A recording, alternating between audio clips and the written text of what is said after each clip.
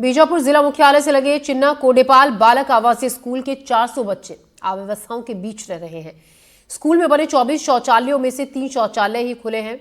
बच्चे शौचालय से जुड़े कामों के लिए जंगल में जाने को मजबूर हैं। शौचालय से लेकर स्मार्ट क्लास सब कुछ जर्जर पड़े हैं। क्या क्या समस्या है यहाँ पे? जो बुनियादी समस्याएं वो बताइए पहले आप। शौचालय कैसा है? ठीक नहीं है सर। अच्छा, कितने शौचालय हैं टोटल? 24 में 3 ठीक है। 24 में 3 ठीक है। और कितने बच्चे यहाँ पे अध्ययनरत हैं? 419 थे। 419 जी। कैसे करते हैं आप लोग बताइए? कहाँ जाते हैं शौच के लिए? जंगल जाते हैं सर। जंगल जाते हैं। जंगल में कहाँ जाते हैं? कितनी दूरी पे जाते हैं? जी नदी से ये देखना है। अच्छा, कितनी दूरी पे नदी? ये हाँ, ज्यादा दूर नहीं सर। पास में पास में ही है। जी।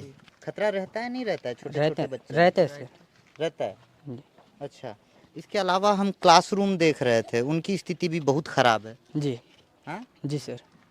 तो फिर क्लासरूम में बिजली और सारी व्यवस्थाएं हैं? नहीं है सर। नहीं है। जी, तो गर्मी के दिनों में कैसे करते हो? बहुत पसीना आ जाता है सर। और पंखा मन भी नहीं है टोटल उधर।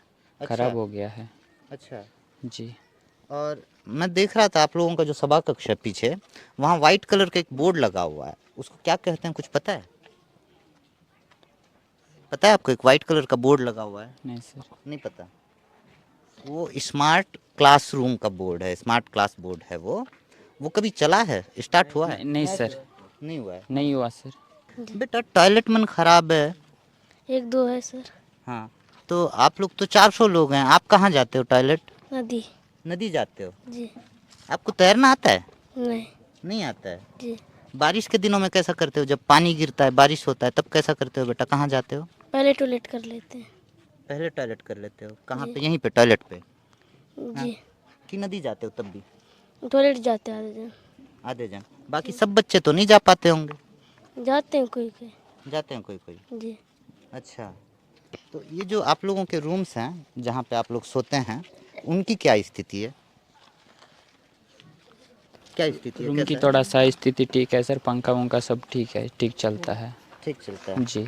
और पढ़ाई कैसी होती है? ठीक है। ठीक है।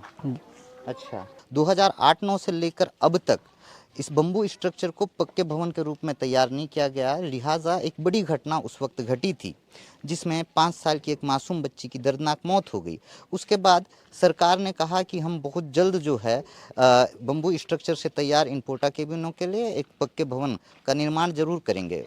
सरकार के इस दावे का क्या हुआ मुझको ये तो नहीं पता, लेकिन 1 साल बीत चुके हैं लेकिन अब तक एक पक्का भवन का निर्माण नहीं हो पाया। और साथ ही इन बम्बू स्ट्रक्चर के शयन कक्ष में या बच्चों के इन रूम्स में अग्निशमन यंत्र तक की व्यवस्था नहीं की गई है। आप समझ सकते हैं बच्चों की ज़िंदगी के साथ किस तरह की लापरवाही या किस तरह का खिलवाड़ किया जा रहा है।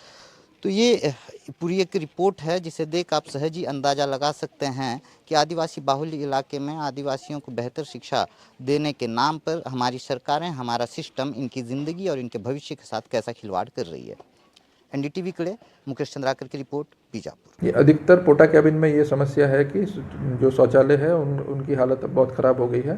तो हमने बहुत सारे सैंक्शन भी किए हैं कि शौचालय का मरम्मत हो जाए। अब चिन्ना कोडेपाल का भी अगर आपने जैसे बताया, अगर इतनी गंभीर स्थिति है, हम लोग भी इसका तत्काल मरम्मत करा के, ताकि किसी सेफ्टी में किसी का कोई गुंजाइश ना रहे, मतलब कोई कमी ना रहे। सर्दी का सितम दिन ब दिन बढ़ता जा रहा है। बालोद जिले में लगातार कोहरा बढ़ रहा है जिससे तापमान में भी गिरावट देखने को मिल रही है। सुबह का तापमान 13 डिग्री सेल्सियस तक पहुंच गया है। कोहरे की वजह से विजिबिलिटी भी काफी कम हो गई है जिसकी वजह से वाहनों की रफ्तार थम गई। साथ ही सड़क हादसे भी बढ़ रहे हैं। बीते दिनों 2 लोग हादसे की चपेट में भी आ गए तो कोहरे के चलते बाइक से एक हाईवा टकरा गया। हाईवा में अवैध रेत का परिवहन हो रहा था। जिले के कुलिया गांव के पास यह हादसा हुआ।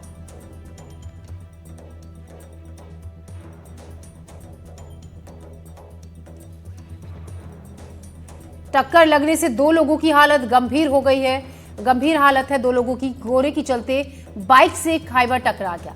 हाईवा में अवैध रेत लेकर जाया जा रहा था। जिले के कुलिया गांव के पास यह हादसा हुआ। दोनों घायलों को धमतरी रेफर कर दिया गया है। बालोद में हाईवे ने एक बाइक